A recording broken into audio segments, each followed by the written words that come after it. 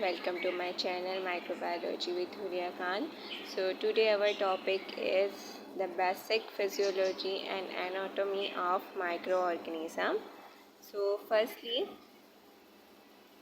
we will start our lecture. The first topic is other factor affecting bacterial growth. सबसे पहले हम series wise कुछ पढ़ेंगे कि कौन से ऐसे जो फैक्टर अफेक्टिंग है जो बैक्टीरियल ग्रोथ पे असर करते हैं। जैसे टेम्परेचर हो गया, एटमॉस्फेयर हो गया। एटमॉस्फेयर में क्या आ गया, ऑक्सीजन और कार्बन डाइऑक्साइड आ गई, वो आपको पता है, ठीक है।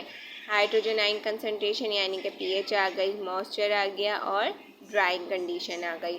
Osmotic effects, radiation, mechanical and sonic stress, ये क्या होता है ये मैं आपको अभी जो है बताऊंगी कि ये होता क्या है। तो हम आगे चलते हैं। सबसे पहले बात कर लेते हैं यहाँ पे हम टेम्परेचर की, ठीक है। तो सबसे पहले यहाँ पर हमारे पास आता है टेम्परेचर। तो यहाँ पर आप देख रहे हैं very in their temperature requirements. जो है ज़्यादातर जो बैक्टीरिया हैं वो किस पे ग्रो करते हैं, 37 सेंटीग्रेड पे ग्रो करते हैं। Temperature range grow doesn't occur above the maximum और बिलो द मिनिमम। अगर जो है मैक्सिमम क्या कह रहे हैं, अगर जो है ज़्यादा हो या कम हो टेम्परेचर की तो ये इस पर डिपेंड नहीं करता। Growth doesn't occur above the maximum या फिर बिलो द मैक्स यानी कि बिलो मिनिमम या जो है अबव मैक्सिमम टेम्परेचर पे ये जो है नहीं होती है इसकी ग्रोथ जो है। तो इसका एक पर्टिकुलर टेम्परेचर होता है मोस्टली बैक्टीरिया का, वो क्या होता है, ऑप्टिमम टेम्परेचर, जिसको हम बेस्ट टेम्परेचर कहते हैं for the growth of bacteria. क्या है वो, 37 centigrade for most pathogenic bacteria. यानी अगर किसी भी ह्यूमन बॉडी के अंदर बैक्टीरिया मल्टीप्लाई हो रहा है या उसकी ग्रोथ हो रही है तो वो जो है वो बैक्टीरिया जो है वो 37 सेंटीग्रेड पर जो है वो मल्टीप्लाई करेगा, ठीक है। अब हम क्लासिफिकेशन की बात कर लेते हैं कि क्लासीफाई अगर हम टेम्परेचर की बेस पर करें बैक्टीरिया को तो कुछ जो होते हैं वो मीज़ोफिलिक होते हैं। वो कौन से होते हैं, जो ग्रो करते हैं, ग्रो बेस्ट बिटवीन 25 to 40। अब आपको मीज़ोफिलिक से ये अंदाज़ा हो जाता है। फिलिक मतलब लविंग, किसी चीज़ से लव करना, मीज़ो मतलब सेंटर। तो जो सेंटर वाले टेम्परेचर से मतलब कि लविंग होते हैं उनको हम मीज़ोफिलिक कहते हैं बैक्टीरिया को, जो कि ग्रो करते हैं बेस्ट 25 to 40 सेंटीग्रेड पे। अब वो कौन से होते हैं, अगर हम एग्जाम्पल देखें तो मोस्ट बैक्टीरियल पैथोजेंस, जो बैक्टीरियल पैथोजेंस होते हैं ना, मतलब कि जो ज़्यादा पैथोजेनिक बैक्टीरिया होते हैं वो मीज़ोफिलिक होते हैं। अब साइकोफिलिक की बात कर लेते हैं तो इसमें कोल्ड लविंग होते हैं, ठीक है, कोल्ड लविंग होते हैं और ग्रो करते हैं बेस्ट 20 सेंटीग्रेड पर, ठीक है, 20 सेंटीग्रेड पर ये जो है ग्रो करते हैं। जिनका हम अगर एग्जाम्पल दें तो ये बहुत सारे एग्जामिनर रिलेवेंट एग्जाम्पल्स भी मांगते हैं। तो यहाँ पर हम दे देंगे उसको फ्लेवोबैक्टीरियम स्पीशीज़। तो उसको हम बता देंगे जो है फ्लेवोबैक्टीरियम स्पीशीज़ जो है वो साइकोफिलिक पर ग्रो करती हैं। फिर आते हैं हमारे पास थर्मोफिलिक। थर्मोफिलिक जो ग्रो करते हैं, grow best at high temperature, मतलब 55 to 80 सेंटीग्रेड पर जो है ये ग्रो कर जाते हैं, जो कि एक बहुत हाई रेंज टेम्परेचर होता है। जिसका एग्जाम्पल होता है बैसिलस थर्मोफिलिक, ठीक है। ये बैसिलस थर्मोफिलिक आपको यहाँ नज़र नहीं आ रहा लेकिन मैं आपको वर्बली बता रही हूँ। बैसिलस थर्मोफिलिक जो है वो एक हाई टेम्परेचर और थर्मोफाइल भी कहलाते हैं, यानी कि थर्मोफिलिक बैक्टीरिया भी कहलाते हैं, जो बेस्ट इस पर जो है वो ग्रो कर रहे होते हैं। तो अब हम बात कर लेते हैं ऑक्सीजन रिक्वायरमेंट की, ठीक है। तो ऑक्सीजन रिक्वायरमेंट में क्या होता है, depending on the oxygen requirement bacteria are divided into, जो हम अगर ऑक्सीजन की रिक्वायरमेंट में बैक्टीरिया को हम डिवाइड करते हैं ऑब्लिगेट एरोब्स, यानी कि जो स्ट्रिक्ट होते हैं। ऑब्लिगेट एरोब मतलब जो रिक्वायर होते हैं, जिनको ज़रूरत होती है ऑक्सीजन की for the growth of bacteria. जैसे कि एग्जाम्पल भी को आप बता सकते हैं तो कौन से बैक्टीरिया हैं जो ऑक्सीजन के प्रेजेंस में ग्रो करते हैं, तो आप बता सकते हो सोडोमोनास एग्रोनेसा जो है वो ऑक्सीजन के प्रेजेंस में ग्रो करते हैं।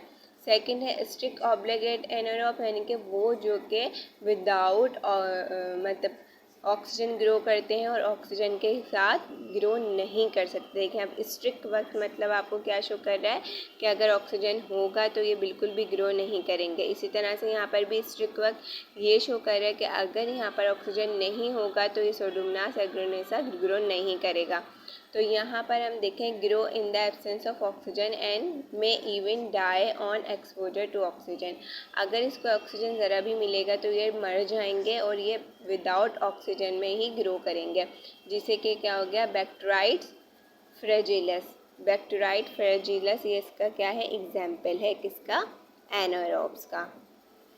अब हम बात करते हैं माइक्रो एरोफिलिक की। माइक्रो एरोफिलिक कौन से होते हैं, grow best in the presence of low oxygen level. Micro aerophilic वो होते हैं जो कि लो ऑक्सीजन लेवल पर जो है वो ग्रो कर जाते हैं, ठीक है, जिनकी एग्जाम्पल हम दे सकते हैं कंपाइलोबैक्टर स्पीशीज़ और हेलिकोबैक्टर स्पीशीज़। ये दोनों माइक्रोफिलिक हैं जो लो बैक्टीरिया पे भी यानी कि लो टेम्परेचर पे यानी कि लो ऑक्सीजन की क्वांटिटी पर भी ग्रो कर जाते हैं। तो वो हमारे पास होते हैं हेलिकोबैक्टर स्पीशीज़ और जो है कौन सी कंपाइलोबैक्टर स्पीशीज़। ये दोनों स्पीशीज़ हैं जो कि अब हम बात कर लेते हैं किसकी, एटमॉस्फेयर की।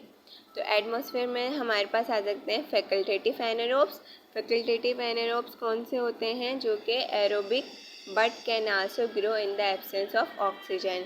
ये जो है अगर जो है ऑक्सीजन नहीं भी होगा, ठीक है, ऑक्सीजन की प्रेजेंस में भी ग्रो करेंगे और एब्सेंस में भी, ठीक है। फैकल्टेटिव का मतलब ये होता है कि ड्यूल नेचर। ड्यूल नेचर मतलब कि अगर ऑक्सीजन होगा तब भी ये ग्रो कर जाएंगे और अगर नहीं होगा तो तब भी ग्रो करेंगे, जैसे कि स्टेफाइलोकोकस स्पीशीज़।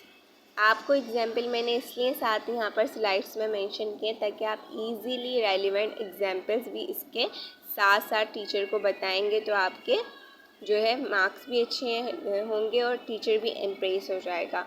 सही है। हम बात कर लेते हैं aerotolerant anaerobes. Aerotolerant anaerobes कौन से होते हैं, anaerobic but tolerant exposure to oxygen. ये एनएरोबिक होते हैं लेकिन जो है टॉलरेट मतलब कि ये बर्दाश्त कर लेते हैं, अगर ऑक्सीजन का एक्सपोजर भी होगा ना तो उसको भी ये बर्दाश्त करके ग्रो कर लेंगे, ठीक है। वो कौन से होते हैं, एरो टॉलरेंट एनारोब क्लोस्ट्रीडियम फ्रेंजिस, ठीक है। क्लोस्ट्रीडियम फ्रेंजिस जो है वो एरो टॉलरेंट एनारोब्स होते हैं। उसके बाद हमारे पास आते हैं कैप्नोफिलिक ऑर्गेनिज्म। ये कौन से होते हैं, जिनको रिक्वायर होता है high concentration of carbon dioxide level. इनको ग्रो करने के लिए कार्बन डाइऑक्साइड का लेवल हाई होना चाहिए, जैसे कि नेजेरिया स्पीशीज़, जैसे कि नेजेरिया गिनोरिया हो गया और इसकी जितनी स्पीशीज़ है वो सारी जो है कैप्नोफिलिक ऑर्गेनिज्म में आती हैं, जिनको high concentration of carbon dioxide चाहिए होती है, किसके लिए, फॉर द ग्रोथ के लिए इनको जो है ये कार्बन डाइऑक्साइड की नीड होती है। अब देखें यहाँ पर आप ऑक्सीजन की रिक्वायरमेंट के हिसाब से मैंने एक पिक्चर शो की है, the effect of oxygen on growth. अब ये क्या है, ऑब्लिगेट एरोब्स हैं। ऑब्लिगेट एरोब्स आपको पता है कि हर हाल में ऑक्सीजन उनको चाहिए ग्रोथ के लिए, तो देखें यहाँ पे ये ग्रो कर रहे हैं। फैकल्टेटिव एनारोब्स हैं, मतलब कि ये ऑक्सीजन के एब्सेंस और प्रेजेंस दोनों में ग्रो कर सकते हैं, तो देखें आपको इसकी क्वांटिटी ज़्यादा नज़र आ रही है। ऑब्लिगेट एनारोब्स मतलब वो जिनको ऑक्सीजन नहीं चाहिए, नहीं होना चाहिए इनकी ग्रोथ के लिए, तो यहाँ पर भी कम आपको नज़र आ रहे हैं। फिर एरो टॉलरेंट एनारोब्स कौन से थे, जो कि टॉलरेट कर लेते हैं ऑक्सीजन की एक्सपोजर को भी, तो यहाँ पर भी आपको थोड़ी अच्छी सी जो है वो ग्रोथ नज़र आ रही है। इसके बाद होते हैं माइक्रो एरोफिलिक, जो कि लो ऑक्सीजन की प्रेजेंस में ग्रो करते हैं, ये भी आपको कम नज़र आ रहे हैं, ठीक है। तो यहाँ पर देखें इसमें नीड है ऑक्सीजन की, grow best in oxygen but can grow without, वो जो मैं आपको बता चुकी हूँ, ओनली ग्रो विदाउट ऑक्सीजन। यहाँ पर देखें ग्रो विथ और विदाउट ऑक्सीजन, यहाँ पर देखें grow in low concentration of oxygen. तो इस तरह से इसकी जो है पूरी जो है ऑक्सीजन की रिक्वायरमेंट कंप्लीट होती है, ठीक है। इसके बाद जो है हम देख लेते हैं क्या, आयन कंसंट्रेशन मतलब पीएच। पीएच कितनी चाहिए होती है? पीएच रेंज ऑप्टिमम पीएच, ठीक है, न्यूट्रल और स्लाइटली अल्कलाइन पीएच। अब आपको पता है 7 जो एक पीएच का पूरा